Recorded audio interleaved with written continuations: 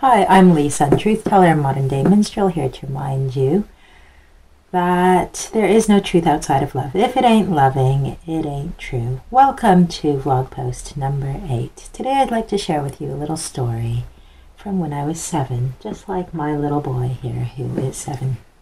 When I was 7, I was in school in Canada because that is where I grew up and all my school years were spent in Canada. And we were all asked to write a short story about ourselves. And as part of the assignment, we were given a blank sheet of paper which had a frame around the outside of the paper signifying a mirror frame. And we were asked to draw a picture of ourselves inside the mirror. Now, I may not have been the world's best artist, but what I drew was quite remarkable in retrospect when I think about it. I drew a picture of a little girl with long blonde hair, blue eyes, little pink lips. That was my picture of myself, because in my story, I depicted myself as a beautiful little girl, and when I conjured up images in my head of what a beautiful girl might look like, that was what came to mind, because there was no representation in any of the media around me, whether it was books or movies or television, of girls who were considered beautiful or pretty, who did not have blonde hair and blue eyes. Well, the vast majority of them did. Some of them might have had brown hair, but they were all by and large white. And so this is quite interesting in light of an article that I read today, which reminded me of this. So a friend of mine posted an article, a link to an article. You can Google it. It's by Dr. Robin Diangelo, who writes for the Good Men Project, which is a great project. There are loads of great articles as part of that project. And I'm just going to read a couple of little excerpts from his article. I forget what the article was called, but it was something about white privilege and racism. So Dr. Robin Diangelo is white and is speaking from a white perspective in America. And he wrote that the two most effective beliefs that prevent us whites from seeing racism as a system are, 1, that racists are bad people, and 2, that racism is a conscious dislike. People believe that if they're not intending to be racist, if they do not dislike people due to their race, then they're not being racist. And he writes, however, when you understand racism as a system of structured relationships into which we are all socialized, you understand that intentions are irrelevant.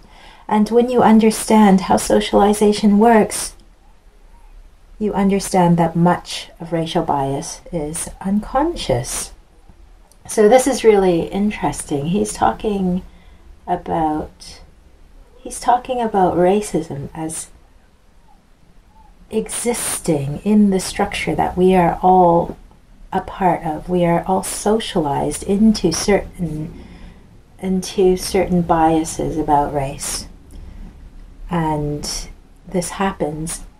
A lot of the racism that happens, a lot of racist attitudes, racist acts, racist words, these happen at an unconscious level. And that is why it is so powerful. I think if we were all very conscious of it, if we were all even aware of it and could see it, then a lot more of us would be speaking out against it. But it is not conscious.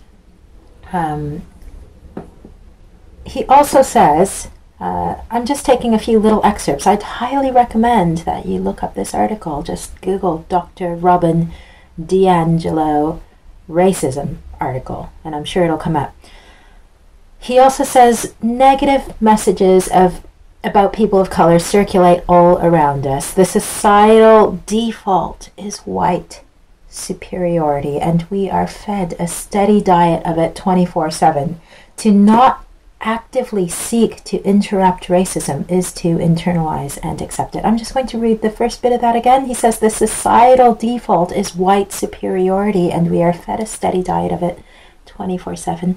Yes, we are. And growing up in Canada, I experienced that. And when I drew a picture of myself, that reflected it. This also reminds me of the Clark study, which was done in 1939, where they surveyed 300 black children all across America. And they showed them two dolls. One was white, one was black. And they asked the children, which doll is white, which doll is black. The children pointed out white and black pretty accurately. They said which one is the good one, which one is the bad one, which one is the nice one, which one is the pretty one. And fairly consistently, an overwhelming majority of children pointed out the black one as the bad one, the white one as the nice, the white as the pretty, etc., etc. Well, in 2005, this study was replicated on a much smaller scale, and 21 children were surveyed, and at that point, 71% of the children pointed out the white doll as the nice doll. Now, these are all black children we're talking about.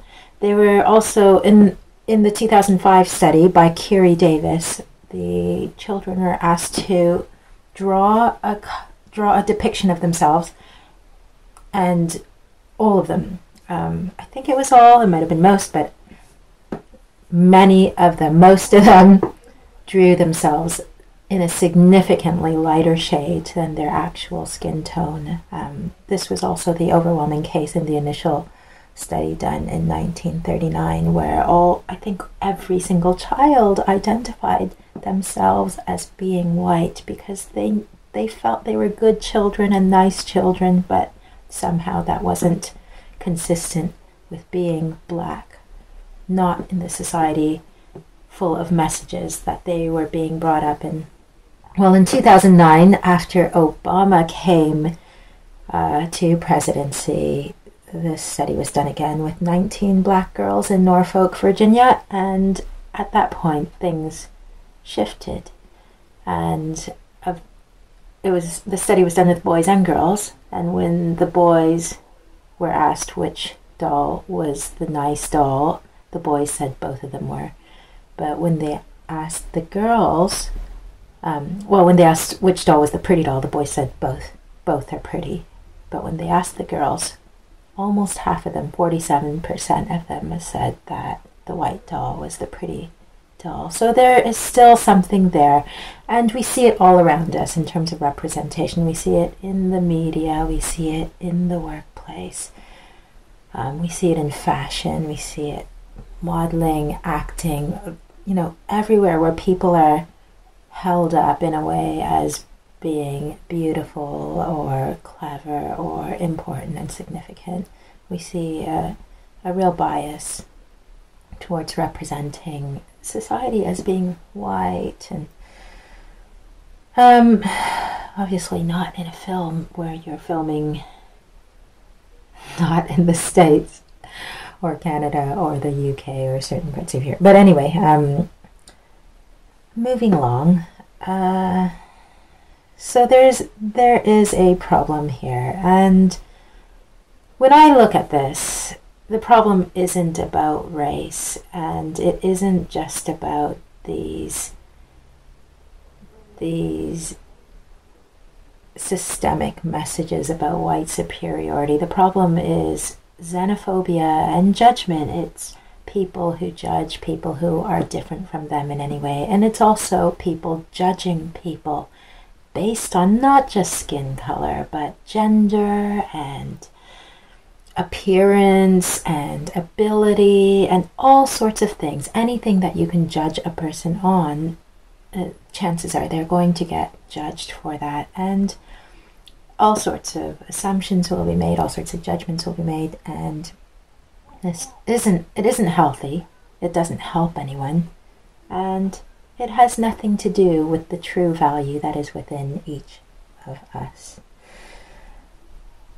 But what can we do about it? We can interrupt these cycles, and we can talk about these things, and we can acknowledge these things, and we can stop burying our heads in the sand. We can stop being so uncomfortable that we have to say things like, oh, I'm not racist because racists are bad, or racists don't like people of other races. I have lots of friends of other races.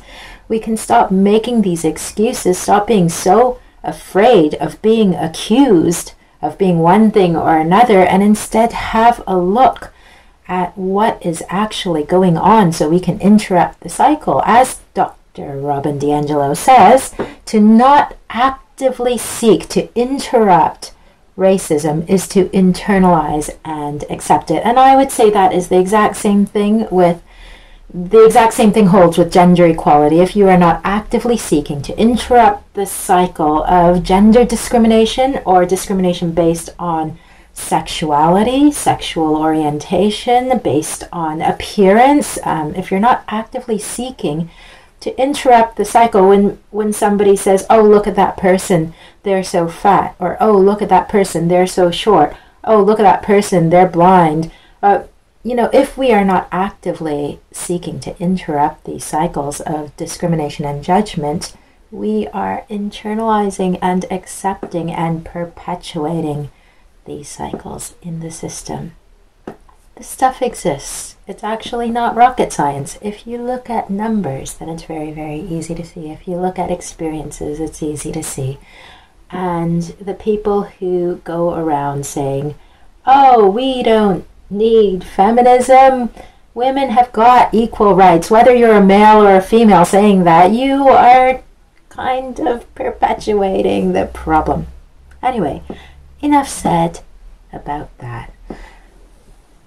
Let's end on that thought, to not actively seek to interrupt these cycles is to internalize and to accept these problems which exist. Peace.